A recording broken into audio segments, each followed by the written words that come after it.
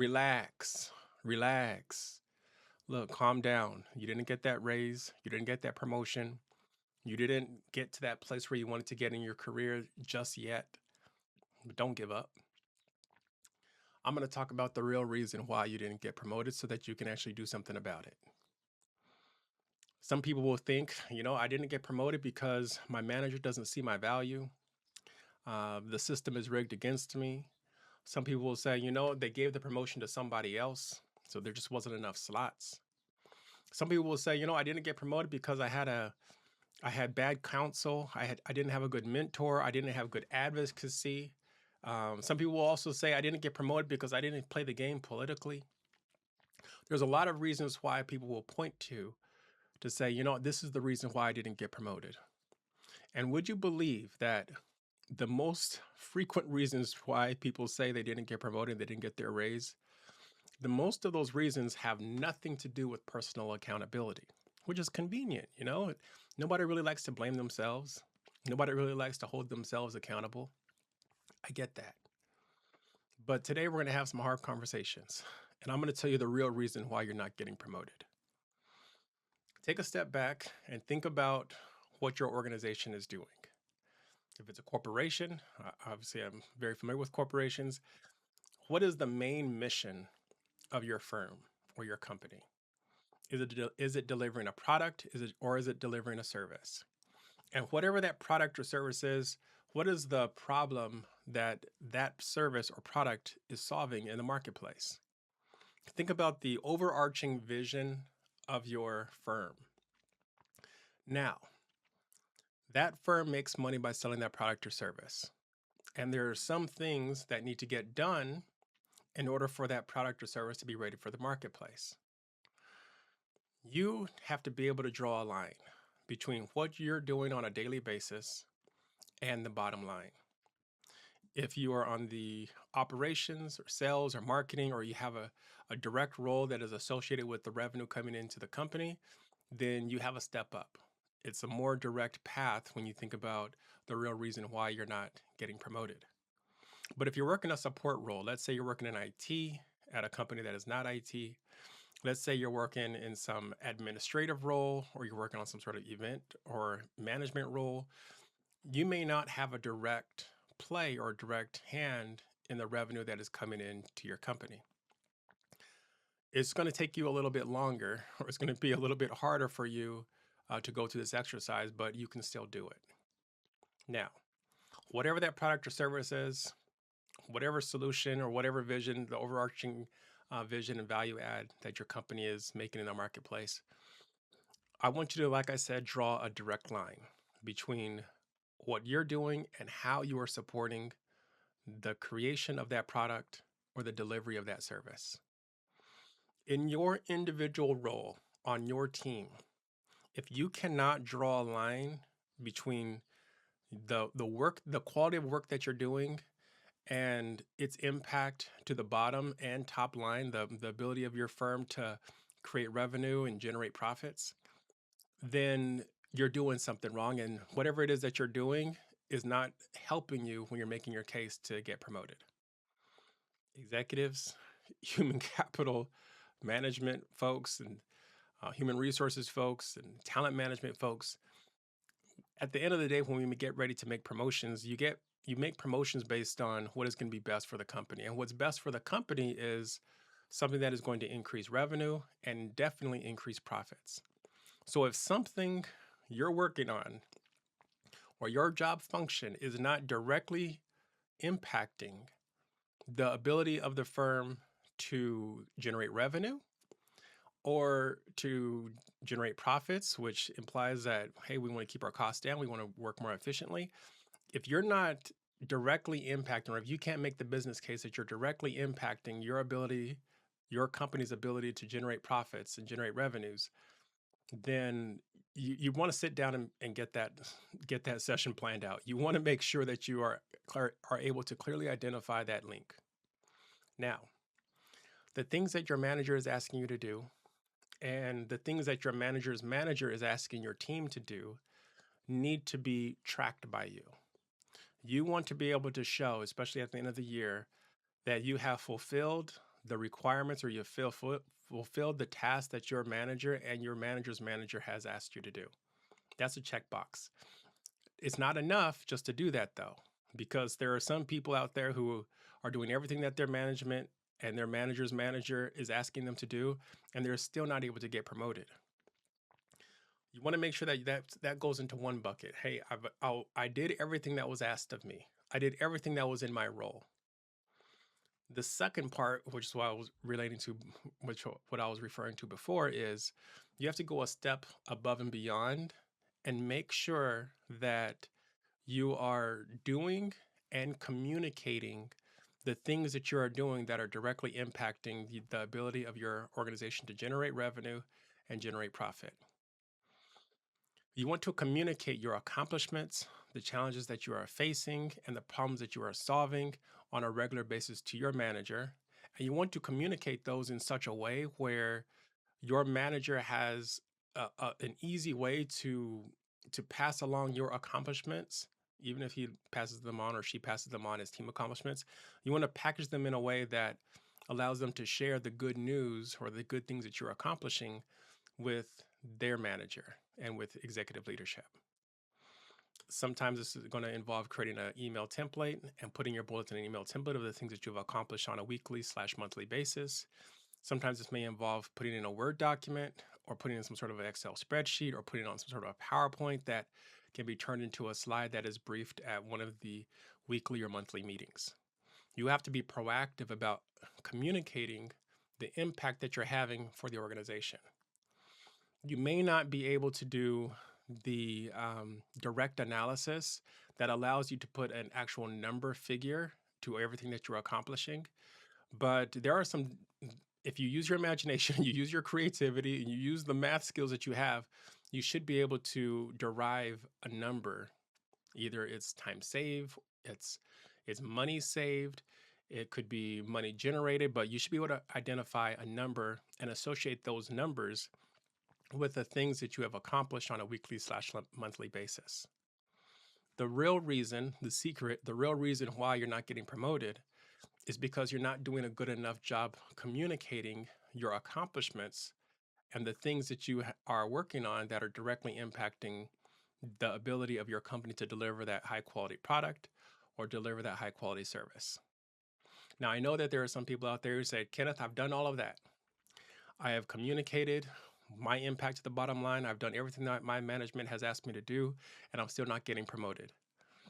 In those rare instances, I will say this. Many companies and many executives, when you think about accelerating someone's career, taking them from like an individual contributor or moving them into their like dream spot in the company or in the firm, a lot of those decisions get made because people are accounting for what the company is going to look like or the challenges that the company is facing and the problems that the company is going to have to solve in the future. And so if you can position yourself as someone who is going to be valuable in your dream job, in your dream role, in your company, if you can position yourself as someone who's going to be valuable to the future success of your company, that's another way where you can make sure that you get promoted and you get that raise next year. Let's say, for example, we have artificial intelligence that's hitting the market. There's all different types of announcements and things rolling out related to that. There's the whole blockchain situation. There's cryptocurrency and how money is going to be moving in the future economy. There's a lot of updates. So there's a lot of technological problems that are being solved by new technology that you can begin to learn, and you can turn yourself into a future asset that your company is going to want to invest in. Whatever product or whatever service that you're delivering, think about the technology applications and the new technology that is being released and begin learning about it. Build that knowledge base so that you become that person that everyone comes to when they think about, okay, what are we going to be doing in the future? Let's make sure that we bring you in. They'll bring you in to have those strategy sessions. They'll bring you in to provide those consultations. They'll bring you in and make sure that your career is set up in a good place because they know you have invested in professional development that makes you an asset in the future. There's a lot of people out there who may get laid off with this whole artificial intelligence rollout that is affecting so many industries. But the people who are going to be most affected are the people who are completely ignoring it. They're the people out there who don't believe in professional development. They're the people out there who believe, you know what, I'm in a place, I've learned as much as I want to learn. I don't want to learn anymore. I want to do my job and I want to go home. Well, guess what? If you don't continue to iterate, if you don't continue to improve yourself and invest in your own professional development, you will do just that. You will do your job and you will go home. And eventually you'll be completely laid off because you don't know the new technology. You're not going to be viewed as an asset. So you wouldn't get that next promotion, you wouldn't get that new raise, and you wouldn't be able to achieve the goals that you have set out for yourself. Do those three things. Make sure that you're doing what your manager is asking you to do and do it to the best of your ability. Pursue excellence in everything that you do.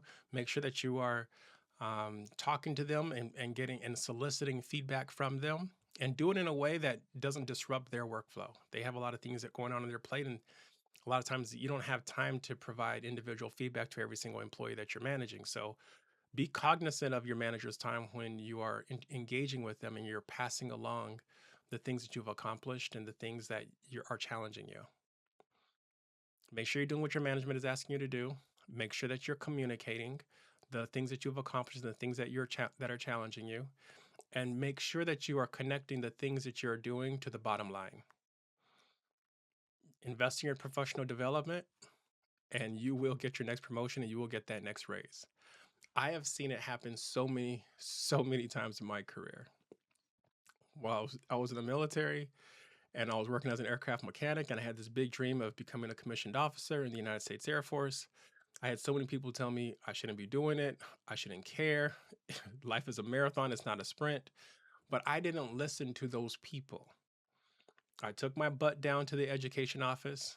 I learned about all the educational programs that the military has, and I began to invest in my professional development. I knew I was going to be a long shot. I knew it was going to take a lot of initiative. And so I made sure that I communicated to my manager, my supervisor, and he communicated the things that I accomplished to his manager. And I made sure that not only did I keep track of the things that I did as an aircraft mechanic, but I made sure that I also informed my supervisor of everything that I had accomplished as an aircraft mechanic. I was a new guy, and a lot of times new guys get overlooked. I took it one step forward. I went to my supervisor and said, "Hey, is there anything that you can tell me that could help me achieve my goal of becoming a commissioned officer?" And he was like, "Look, I can't tell you like exactly what to do, but you should ask someone who's gone to the academy, and you should ask someone who has already taken that path from enlisted to officer." And so I asked for a name, and he sent me over to them. And when I talked to them, he said, "Look, you're going to have to go down to the education office. You're going to have to become an outstanding airman. You're going to have to get a lot of awards and a lot of write-ups for the things that you've accomplished. You're probably going to want to deploy." They told me all these things that I needed to do. Along with those things, he said, you also want to volunteer for a lot of additional duties. You want to be the first person people think about when they need extra help or when they need an additional duty accomplished and they need it to be done well. And so they gave me this long list of things to do. And at the beginning of my journey to become a commissioned officer, it was very overwhelming. And the reason why it was so overwhelming was because I was new in the Air Force. And when you're new at a job and someone tells you, "Hey, you have to do these 99 things in order to get to the next level," it can be pretty intimidating. It can check you. But I didn't let that stop me, and you shouldn't let that stop you either. Eventually, I volunteered. I got accepted to serve as an Air Force Base Honor Guardsman, did over 100 ceremonies. I took my butt down to the education office. I retook all my standardized tests. I asked my commander, "Hey, what is it that you're going to need to see from me? What do I need to do in order to earn your recommendation?" She said, "I'll recommend you if you're an outstanding airman and if you do your job really, really well." And so I talked to my supervisor, like, "Hey, how do I become an outstanding airman?" So we'll do everything that we ask you to do. Make sure you account for all your tools. Make sure that you're following the technical orders. Make sure that you're volunteering, you're helping people out. Make sure you have a good attitude. Let me tell you, having a good attitude when you're getting ready to build your career That is a major, major asset. I had someone come to me and said, you know, if I had a choice between a good mechanic, an excellent mechanic that was very skilled, very talented, with a bad attitude, and a mechanic that didn't know very much but had a good attitude, I will take the mechanic that doesn't know very much but has a good attitude. And so what I did in my career is I turned myself into that mechanic that may not know everything, but I had an amazing attitude. I was willing to learn. I was very coachable. I would help people out if they needed help. If someone needed me to take care of an additional duty, I would take care of that duty. If I needed to keep my mouth shut, I'd keep my mouth shut. If I needed to speak up, I'd speak up. I would advocate for my fellow airmen. There was just certain things that I did because I had that end goal. I was going to go. I was going to become a commissioned officer, and that's the same thing that you're probably going to be experiencing just as much in your career. There's going to be things that people are going to say, you know, I really don't need you to be the best at this technology. I need you to be able to be coachable. I need you to be able to learn. I need you to have that mindset of a student. And you'll go much further with a good attitude. Even if you don't know everything, you'll go much further with a good attitude than you would with a negative attitude, with a bad attitude. That was my that was my journey.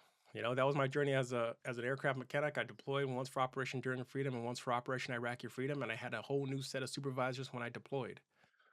But regardless of who the supervisor was, some of them were quite abrasive.